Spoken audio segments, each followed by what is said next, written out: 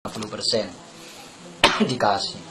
Kemudian nomor 4, menginjak atau sampai kepada rukun sholat yang berikutnya, yaitu rukun sholat yang keempat adalah qiraatul fatihah, pembacaan fatihah.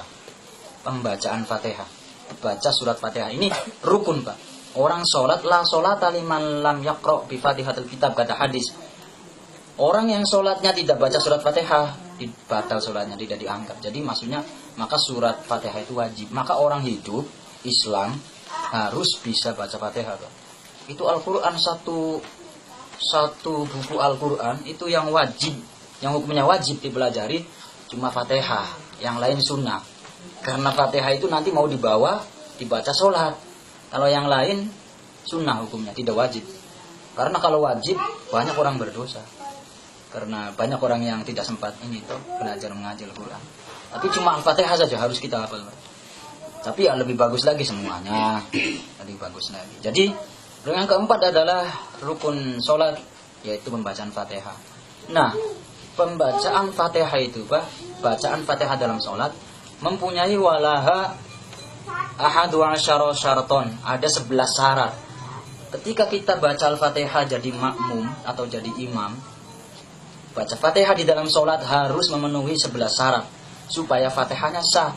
Karena orang kalau Fatihahnya sah, qiraah, bacaan Fatihahnya sah, otomatis sholatnya juga sah. Kebalikannya, kalau orang baca Fatihahnya sembarangan, asal-asalan dia baca Fatihahnya, tajwidnya tertarik-tarik, tajwidnya nggak betul, maka sholatnya pun tidak betul dan tidak bisa dijadikan imam orang yang seperti itu. Nah, syarat kita menginjak pembahasan selanjutnya, 11 syarat itu adalah, yang pertama, supaya bacaan Fatihahnya sah. Ketika bacaan Fatihahnya sah, sholatnya juga sah. Yaitu syarat yang pertama, wahya ayyusmi anafsah. Maksudnya baca Fatihah itu, Pak, kalau di dalam sholat, ayyusmi anafsah, harus bisa didengarkan oleh telinganya sendiri. Maksudnya harus dilafadzkan, digerakkan lidahnya, lisannya. Jadi kalau ada orang sholat Allahu Akbar, ketika waktu baca Fatihah dia jadi makmum misalkan, atau sholat zuhur yang tidak ada suaranya, dia tidak baca Fatihahnya, dia tidak digerakkan ininya, lisannya tidak digerakkan, diam saja. Makanya hati diam saja. Allahu Akbar, tahu-tahu sudah ruku, dia tidak bergerak sedikit pun lisannya, berarti itu tidak diucapkan, Pak. Karena yang namanya ucapan itu qaul, atau ucapan itu proses susunan kata yang digerakkan oleh lisan. Jadi syarat baca Fatihah itu harus diucapkan, dilafazkan, setidaknya harus bisa didengarkan diri sendiri. Bismillahirrahmanirrahim. Alhamdulillah. Yang penting jangan sampai mengganggu teman kita yang di samping. Kalau terlalu keras biasanya mengganggu teman kita. Yang penting bisa digerakkan lisan, bisa terdengar oleh diri sendiri. Kalau tidak digerakkan lisannya, cuma diam saja, pakainya bahasa hati, baca Fatihahnya maka tidak sah, Pak. Baca Fatihahnya tidak sah. Makanya setidaknya digerakkan lisan, tak, jangan diam. Karena apa? Hati itu tempatnya untuk memaknai apa yang diucapkan, Pak. Kalau kita baca Fatihahnya di dalam hati, tidak mungkin kita bisa memaknai Fatihahnya, karena hati itu cuma bisa berjalan satu arah. Di dalam Al-Quran, ma ja'alallahu lirajulin min qalbayni fi jawfi. Allah itu tidak mungkin menjadikan hatinya seseorang itu terdapat dua arah. Jadi kalau sayang istri muda, ya pasti nggak sayang istri tua. Maksudnya lebih perhatiannya pasti tertarik pada satu hal. Jadi kalau baca Fatihahnya di dalam hati, pasti susah sekali untuk memaknainya. Jadi bacaan Fatihah itu diletakkan di mulut, nanti hati dia memaknai maknanya Fatihah. Bismillahirrahmanirrahim, dengan menyebut nama Allah dalam hatinya, dengan menyebut nama Allah SWT yang Maha Kasih Maha Penyayang. Alhamdulillahirabbil alamin, toh dalam hatinya segala puji bagi Allah Tuhan semesta alam. Begitu pakai kita kalau sholat, maknai apa yang kita baca, maka kita akan mendapatkan kekhusyuan, di mana tandanya orang mukmin itu orang yang sholatnya khusyuk, Pak. Dalam Al-Quran kan ada Qad aflahal mu'minun, telah nyata mendapatkan kebahagiaan orang-orang yang mukmin, yang beriman. Tanda salah satu orang beriman itu apa? Yaitu alladzina hum fi sholatihim khosyi'un, yaitu orang-orang yang ketika dia sholat itu khusyuk, kondisi hatinya khusyuk. Artinya hatinya itu memaknai apa yang ia baca. Ketika ayatnya itu ayat permintaan, maka dia khusyuk meminta kepada Allah Subhanahu wa taala. Tapi yang harus dihindari dalam sholat itu, Pak, jangan sekali-kali menggambarkan bentuknya Allah. Kita lagi sholat, misalkan sendiri di rumah atau jamaah, kita membayangkan di depan kita itu ada Allah lagi duduk di singgasana dengan cahaya-cahaya yang indah sekali, misalkan dia pegang tongkat. Ini berarti kalau kita sudah membayangkan zatnya Allah, kita kafir, Pak. Karena Allah SWT itu tidak bisa digambarkan oleh pemikiran manusia. Allah SWT memberi batas kepada pemikiran manusia untuk menemukan bentuknya Allah SWT. Jadi jangan, kata hadis, la tatafakkaru fi dzatillah, janganlah engkau sibuk-sibuk memikirkan zatnya Allah seperti apa. Oh itu enggak usah, kata Allah, kata Nabi dalam hadis. Tetapi tatafakkaru fi khalqillah, berpikirlah tentang ciptaan Allah. Berpikir tentang ciptaan Allah, jangan memikirkan Allahnya, nanti kita bisa gila. Bisa gila nanti. Jadi pikirkan ciptaan Allah, termasuk kita juga ciptaan Allah, kita sendiri juga manusia ciptaan Allah, kita butuh pertolongan Allah. Iya karena na'budu wa iya karena nasta'in, hanya kepadamu ya Allah kami menyembah, hanya kepadamu ya Allah kami mohon pertolongan. Jadi enak Pak kalau sudah setidaknya baca bacaan Fatihah itu mengerti artinya, Pak. Kalau kita sholat sudah bisa memaknai bacaan Fatihah, sudah mending kita kualitas sholat, Pak. Makanya cari Quran terjemah, dihafalkan. Oh ya, kalau ihdinas siratal mustaqim artinya tunjukkanlah kami jalan yang benar. Nanti dibawa ke sholat, insya Allah sholatnya kualitasnya, derajatnya itu meningkat kualitasnya. Itu tentang Fatihah. Artinya tadi bahwa syarat yang pertama harus didengarkan, diucapkan, lidahnya digerakkan, setidaknya kupingnya sendiri dengar. Itu syaratnya, Pak. Jangan diam saja. Kalau dibilang kenapa kamu sholat, saya lihat enggak kamu gerakan itu mulut tak, bagaimana baca Fatihahnya? Dia bilang enggak sih, saya baca Fatihah tapi dalam hati. Oh berarti sholatnya yang seperti ini, bacaan Fatihahnya tidak sah. Otomatis sholatnya juga secara hukum fikih belum sah, harus diperbaiki, Mas. Nah, nomor 2, wa alla yusqitu harfan minha. Wa alla yusqitu harfan minha. Syaratnya Fatihah itu tidak boleh meninggalkan satu huruf pun, Pak. Tidak boleh meninggalkan satu huruf pun. Surat Fatihah itu diturunkan di Mekah, surat pertama, meskipun yang diturunkan itu Iqra itu, tapi surat nanti dicantumkan di Al-Quran, Al-Fatihah yang surat pertama. Jumlah ayatnya 7, menghitung bismillah. Jumlah kalimatnya 25 kalimat.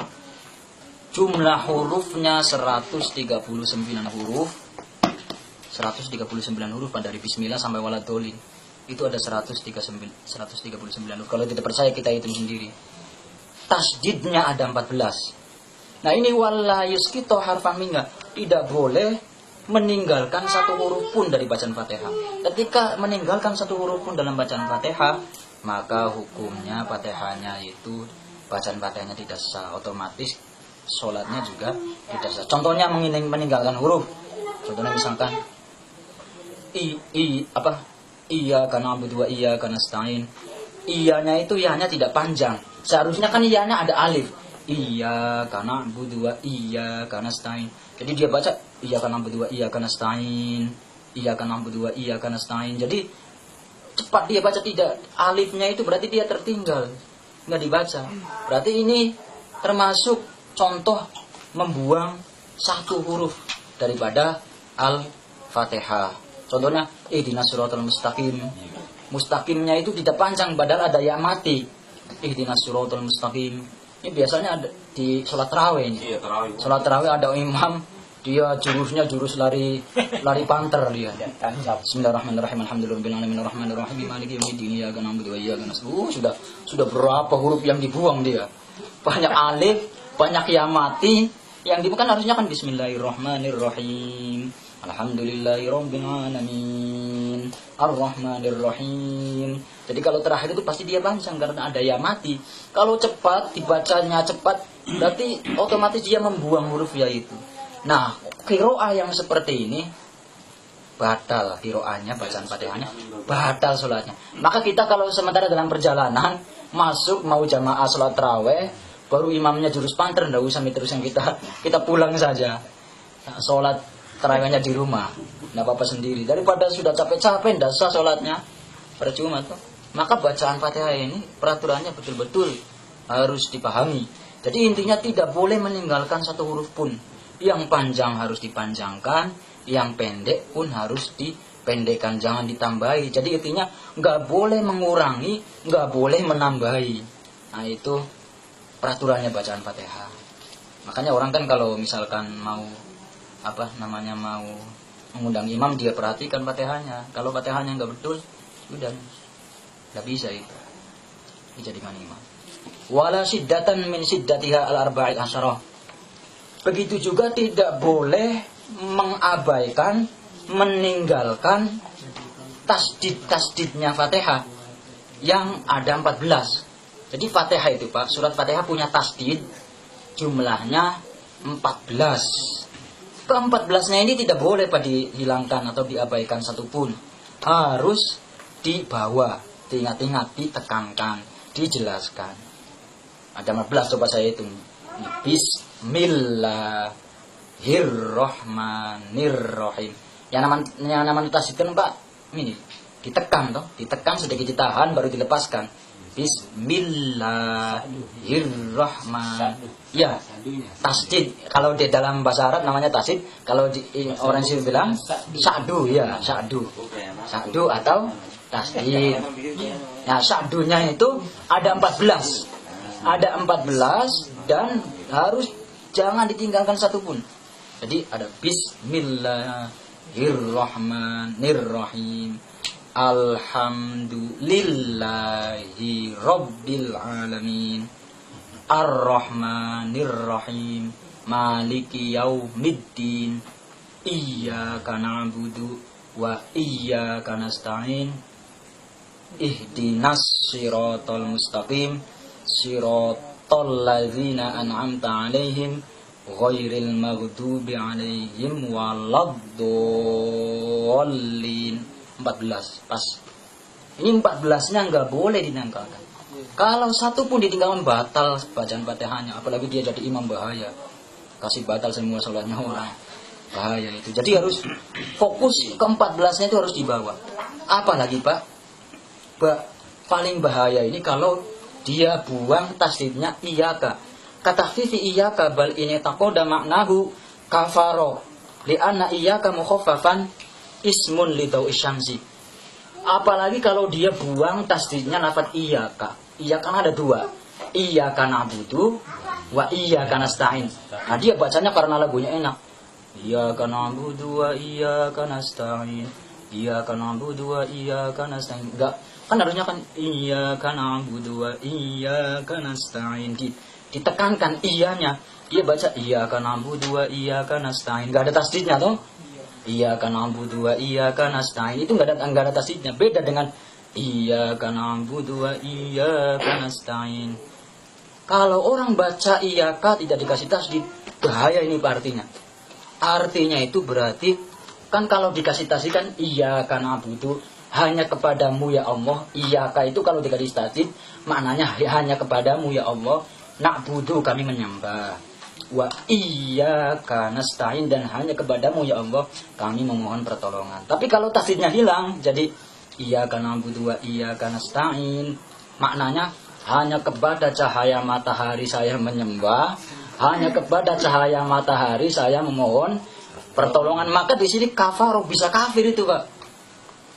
Menghilangkan tasdidnya lafaz iyyaka itu maknanya gawat, itu parah sekali. Iyyaka itu kalau nggak ada tasdidnya maknanya dawu syamsi, sinarnya, cahayanya matahari.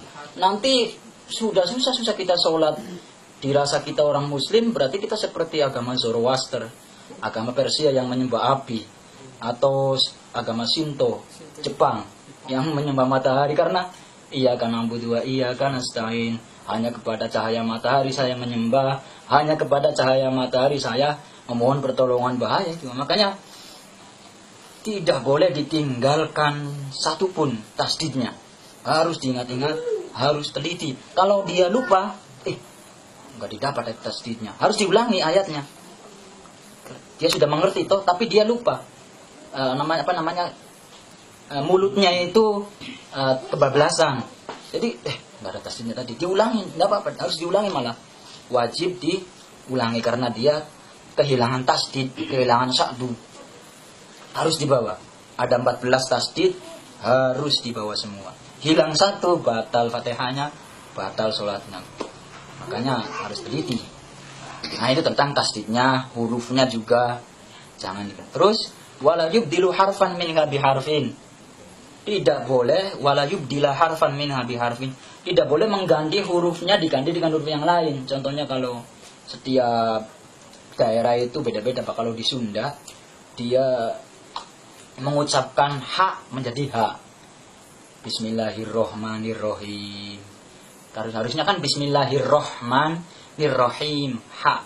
Tapi karena logatnya suatu daerah biasanya begitu, Bismillahirrohmanirrohim. Atau ada lagi suatu daerah Bismillahirrohmanirrohim.